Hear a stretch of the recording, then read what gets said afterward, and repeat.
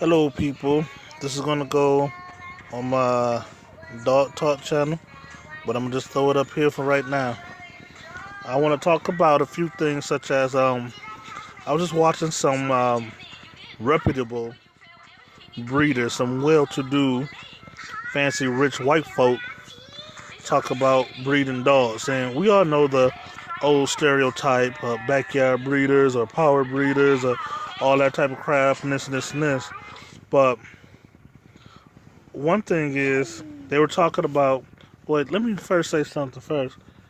This whole thing became popular because of tree huggers, go green people, and that's bullshit because they really don't have nothing, no hardcore facts to back up any of them claims that they do.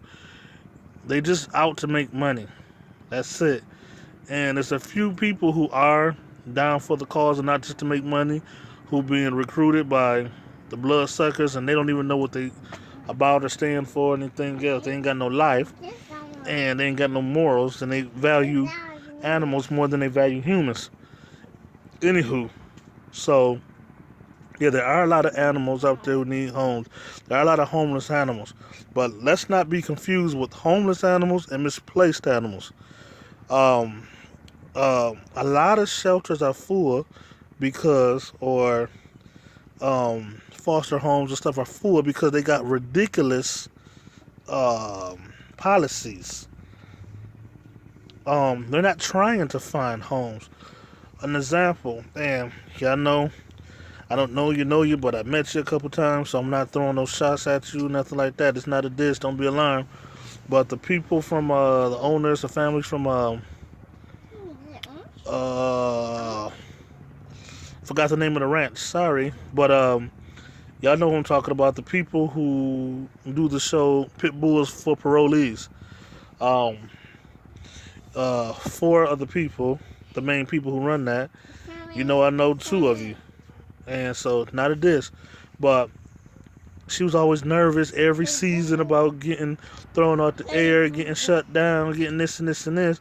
Well, her problem is that if you watch the show carefully and don't worry about the attractive daughters or don't worry about the cool looking puppies, this and this and this. Read into everything that she say, everything that she do. So many people wanted her puppy. She had more and more people wanting her puppy, her dogs, than she had dogs.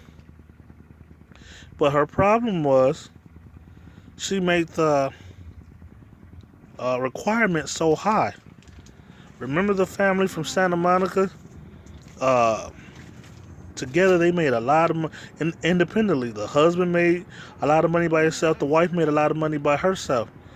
And they got turned down because the type of fence they had and the soil in their yard was too soft.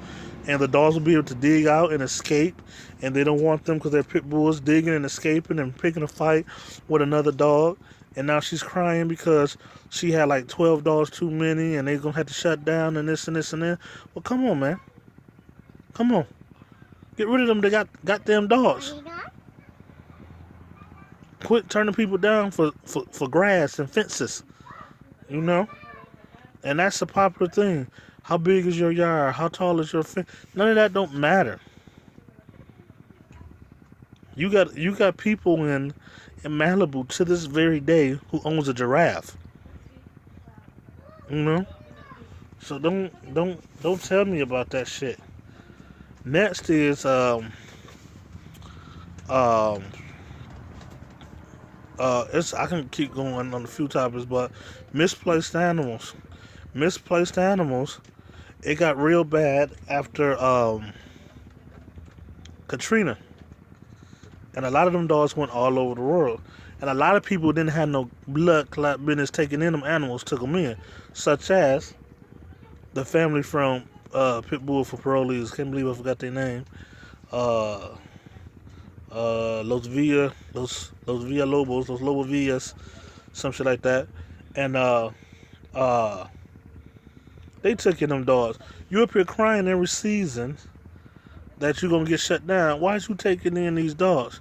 Understand she do it from the heart. Don't get me wrong. Like I said, it's not this. They good family, good family. Not a diss, but it's people like that who then want to make it hard for you to get the dog. But now you'd rather be shut down and overran with dogs and underfunded than getting these dogs back to their families or new families. Matter of fact, a lot of these people want to turn down some of the original family members when they find the original family members because they've been misplaced too, and they're like, oh, you're not ready to take on this dog. So they stealing people's dogs. But to get back more on topic, these wealthy, rich white folks, somebody was just talking about how they only breed once or twice every 6 years. And they were talking about how they know different things that pop up in the genetic for the gene pool and line of the particular breed. In this case, we're talking about a Newfoundland dog. But as a scientist myself, as a person who takes science very seriously, as a licensed herpetologist myself, as a man who comes from MSU, I gotta say, and a man who's been breeding dogs a long time, and my specialty is genetic mutation, you don't know a goddamn thing about what genetic deformities or genetic flaws or anything of that nature if you're only breeding once or twice every 6 years. You don't know anything. You don't know anything about that gene. You don't know anything about that trait. You don't know anything about that flaw. You don't know anything about that particular dog. Don't talk shit about power breeders until you know what you're talking about. You need power breeders. Power breeders let us know, help us to know what type of flaws hide in what breeds and in what particular types of lines and stuff like that. The more dogs we have available, the more healthier dogs we got, the more sickly dogs we got, the more real scientists who know what they're doing can fix the problem, can discuss the problem, can help the public become aware of the problem. Don't sit up there and talk about these backyard breeders. These backyard breeders help y'all. These backyard breeders help the rich people get the nice fancy dogs that they like because you know what to stay away from because of backyard breeders. And I'm going to say, I'll power breed all day. You ain't going to tell me about power breeding. Motherfuckers ain't never took a science class in their life and tell me why power breeding is wrong. Motherfuckers will tell me it's morally wrong, but you the same motherfucking people who step over homeless people at Echo Park to go give your food to the ducks. You ain't got a goddamn moral in the world. You can't tell me what type of breeding is right or wrong. Scientifically, just imagine, what if we studied cancer? The top leading researcher said, I'm only going to study cancer every once or twice every six years. We would be so far behind on cancer, fighting cancer. Cancers evolve very quickly.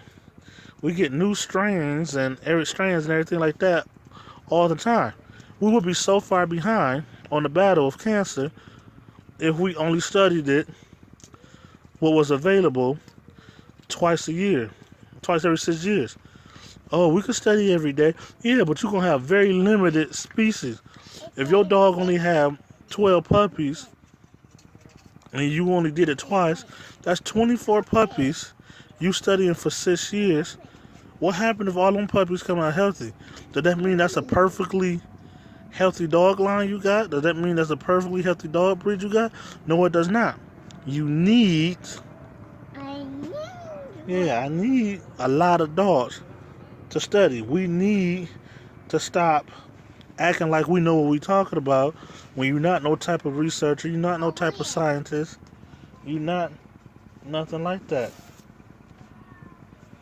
You need to let us do what we do. Let us stay in our place and you stay in your place. Quit with that bullshit. You can't educate nobody about some motherfucking line or breed genetically when you only breed once or twice every 6 years. The fuck out of here, man. Breed the puppies. Take note of the puppies. Register the puppies so it'll help you keep easier track of it when things go wrong. I'm out of here, y'all, man. Let me know if you got any questions.